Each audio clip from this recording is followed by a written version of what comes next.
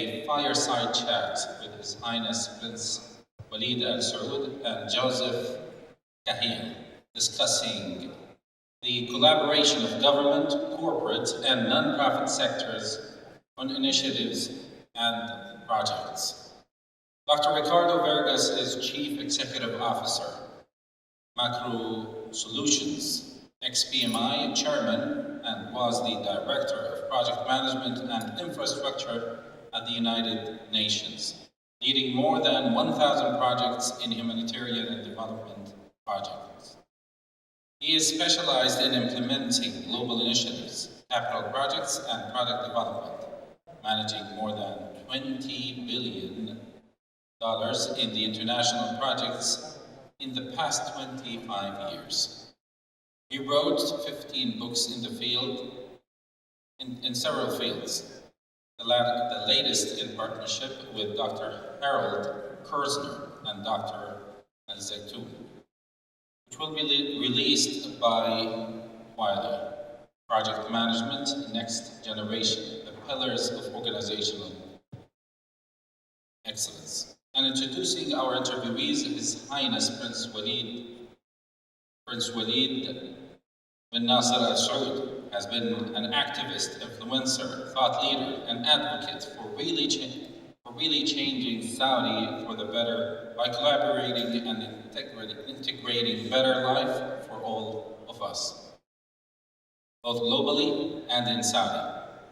He's founder and CEO for Mukatafa, an organization that aims at unifying private, public, and third sectors through developing industry standards by advocating for developed and improved policies that support the growth, prosperity, and sustainability of the Saudi business ecosystem. And introducing Joseph Kahil, he's a Chief Customer Officer, CCO. Joe is responsible for all of PMI's Global Customer Group. He oversees the Global Customer Engagement Team, the Global Customer Experience Team, and PMI's 8 geographic regions. Joe previously held the positions of COO, Interim CEO, and SVP of Finance and Administration in his time with PMI. Ladies and gentlemen, please join me in welcoming to the stage our speaker and interviewer.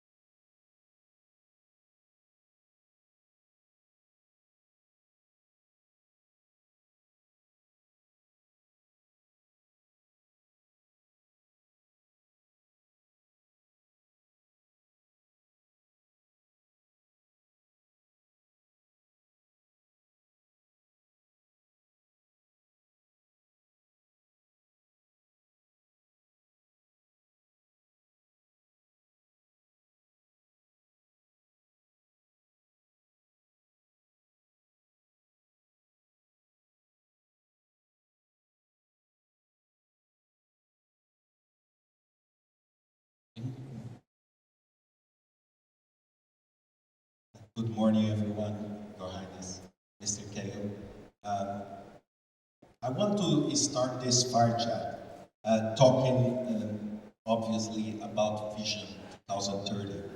And when we think about Vision 2030, it cascades in 96 national, societal, and economic goals. These goals really inspire pride in all of us. This is a vision that has the potential to really reshape our world. However, to deliver these goals, we need a lot of competent project managers, program managers, and team members. How do you see Saudi and the Project Management Institute supporting these efforts?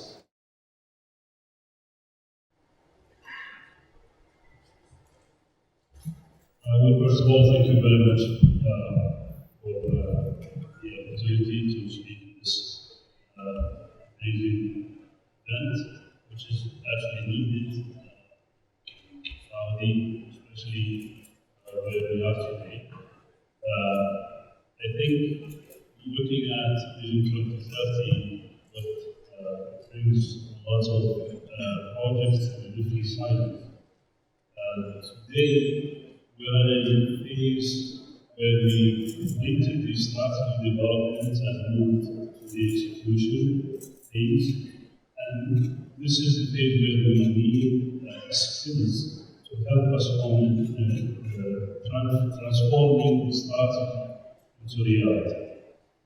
A lot of projects are going on at the moment, and I think all of us, at senior level, and executive level, and sort of such skills to be common knowledge on this to achieve the vision, especially that now not only we started talking about Vision 2050, so that's something we'll continue to be with us for a while.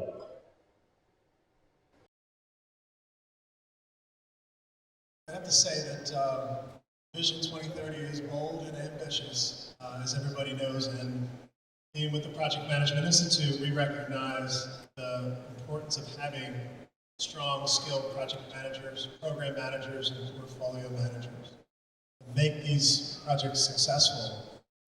Some of the research we've done recently with PwC has really highlighted the importance of what we call front-running organizations and what front-running organizations are doing different from others.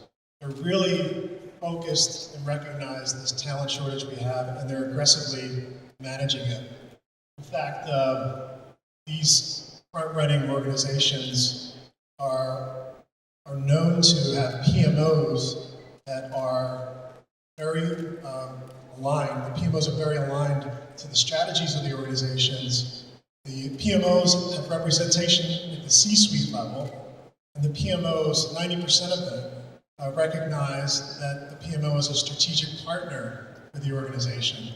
So some really key statistics. The other thing we saw that they are very keen on training and recruiting key project management skills, including collaborative leadership, team building, creative problem solving, strategic thinking, which was mentioned earlier, and then commercial awareness to really understand what the business is. And these front-running organizations, 75%, they see 75% more of these skills than are seen in normal average organizations. So I would say that that is a very important statistic we're seeing around the world, and I see here in Saudi Arabia with the commitment to upskilling project managers and the recognition of the importance of project management skills to meeting these goals.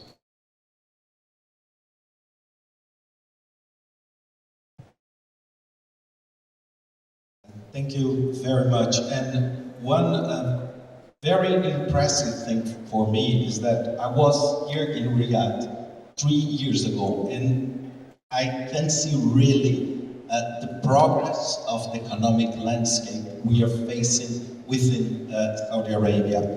And by unifying the corporate, the not-for-profit, and the governmental sector, we are, with no doubt, touching in every single aspect of the Saudi society. What are the challenges that await us to collaborate more?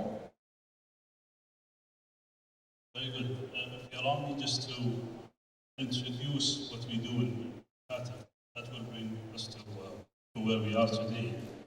Mukatafa means standing shoulder to shoulder. What we're trying to do is to build a community between the private sector today and historically, for so many reasons. The private sector worked in isolation. They were fragmented, to say the least. They're not working as a community, identifying what are their challenges, what are their shared goals. And on the other side, the private sector is not working as a one community with the public sector. Public sector is working as well in some isolation from the private sector for so many historical reasons. However, we've seen on the past 3 years that by building such community, we are able to bring the private sector much closer to the decision maker. And His Excellency just before, he said, 2 of the 5 things he mentioned was being aware of your surrounding. And this is one of the things that we ensure that the decision maker is aware of what's happening in the private sector. And for the private sector to be aware of what's happening at strategic level. Second thing, he mentioned how important communication is. And that's the other thing, is that the third sector, which is the trade association that's been established, their role is to ensure communication is constant between the public sector and the private sector. To ensure that they're aware of what are the challenges on the ground. As he mentioned as well, there is no project where the project is executed as planned. So therefore, the decision maker need to know and understand what are the challenges that are facing the private sector from moving from where they are to where they want them to be in the Vision 2030. And we focus actually on 3 things. What impacts the growth of private sector, ease of doing business, and cost of doing business. So that's the role of the third sector we're trying to build to help the execution of Vision. So the key challenges that we see at Project Management Institute, each year we publish a mega trends report that really looks at the key challenges for work itself and for project management around the world. And I'm going to touch on 2 things today. The 2 things I'm going to touch on is youth and climate change. Clearly, our responsibility to our youngest generation is critical to our success, particularly here in MENA with such a large youth boom, as they say.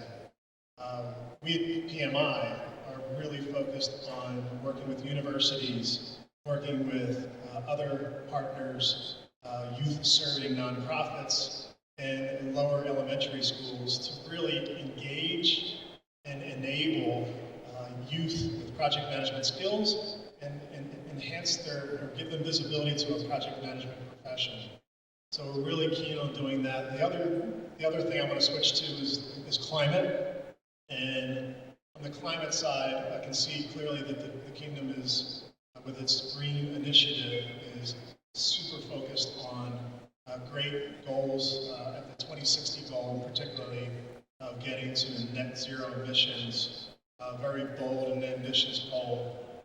We also see some of the projects that I like to look at, and I think Jennifer mentioned one, the NEOM project and the Red Sea project, because of their integration of really innovative, sustainable ways of working into those projects.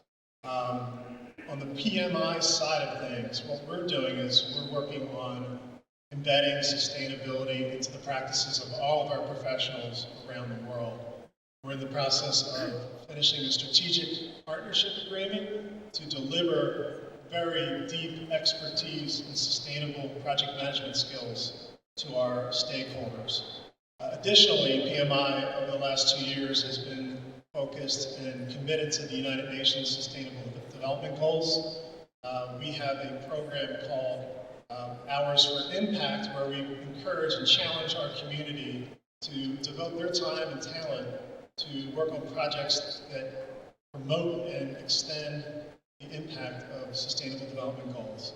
Last year we achieved 100,000 hours of service, and this year we intend to double that commitment to the United Nations Sustainable Development Goals. And me personally, I'm very much committed to these goals. My career before PMI was as an executive in 3 startup companies in the wind energy business, in water conservation business, and also in the affordable housing business. So I'm very committed myself to these things as well.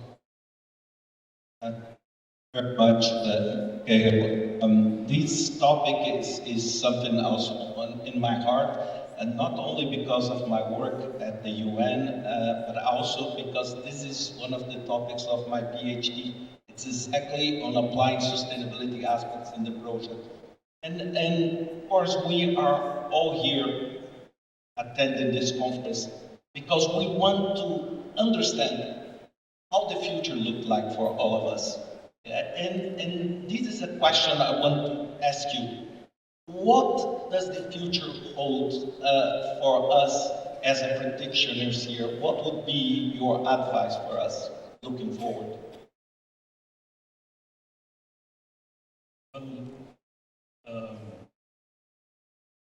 Definitely there are few things that we can predict today.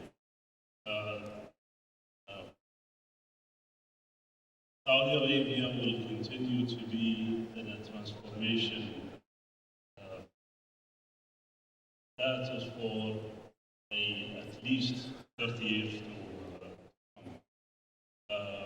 The ambition, as you know, had no limit.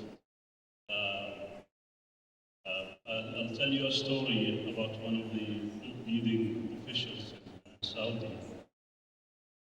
We were working on engaging the private sector with that government body on a project. And the private sector was so ambitious, they developed an ambitious plan. And when we finished presenting the plan, he said we need to downsize the project a bit. Because I know if I achieve what you just mentioned, Prince Mohammed, the Crown Prince, will ask me to achieve 10 times that. So the ambition is much bigger than what's even been communicated publicly. So Saudi Arabia will be a different country for the young population, for our the generations to come. One. The other thing I think that will be definitely change, and we have the infrastructure here in Saudi, which is the communication, the Internet of Things, definitely. Communication will help us share information much better, much easier, and be well informed. That will help in executing the project. Lastly, I would mention the gig economy. That will change how we work with each other, especially that the concept of freelancing is becoming bigger now in Saudi, and developing our skills that will help us become more independent from what we know today as the what we understand employment.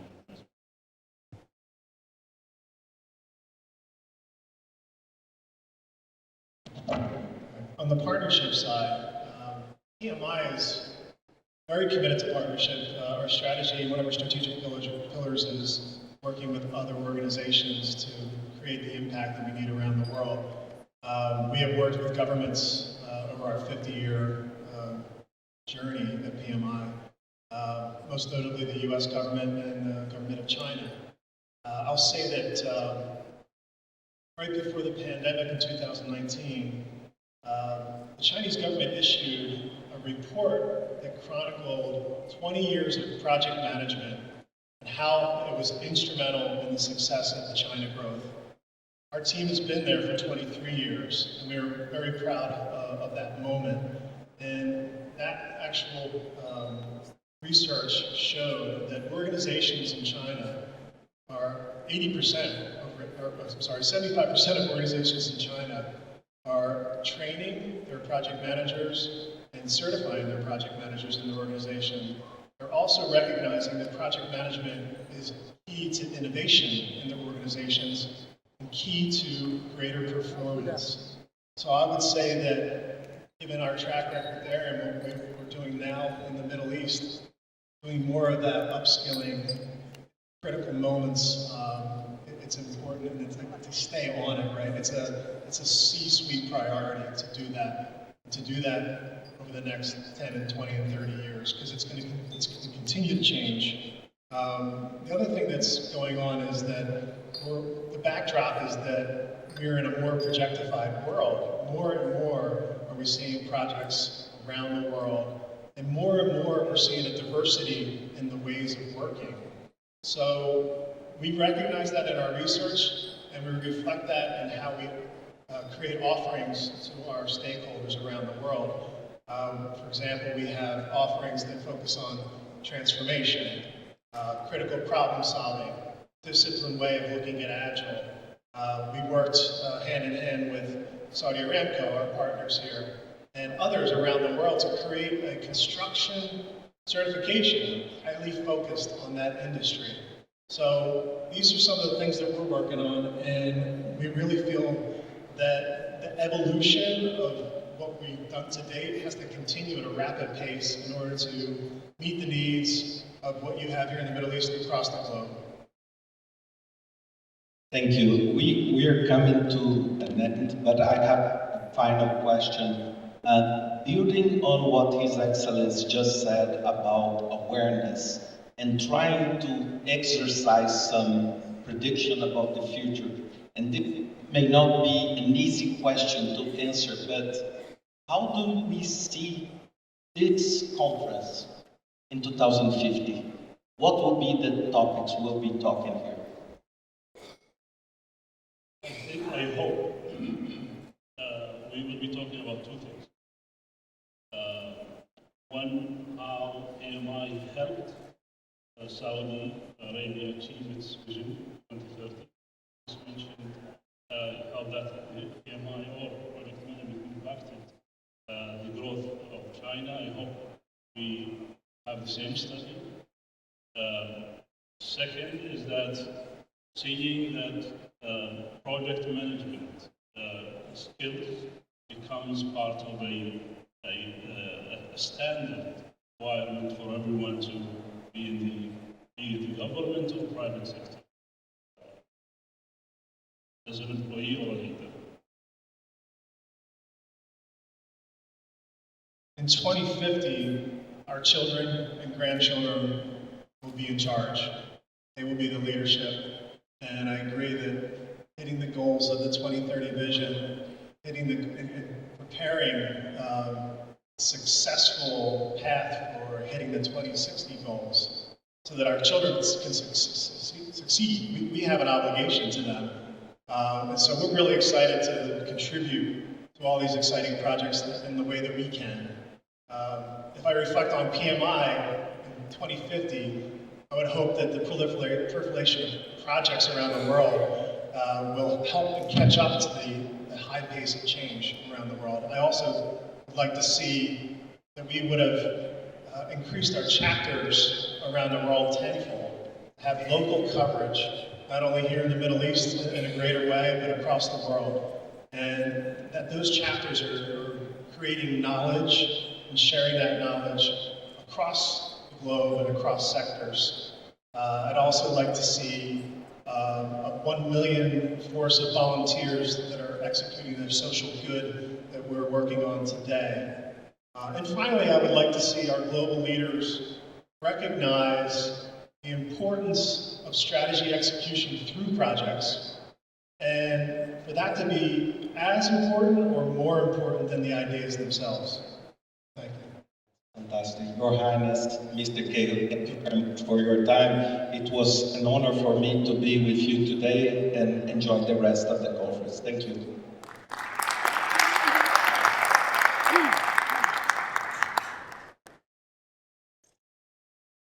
Thank you indeed, Your Highness Joseph and Dr. Ricardo, for an illuminating fireside chat.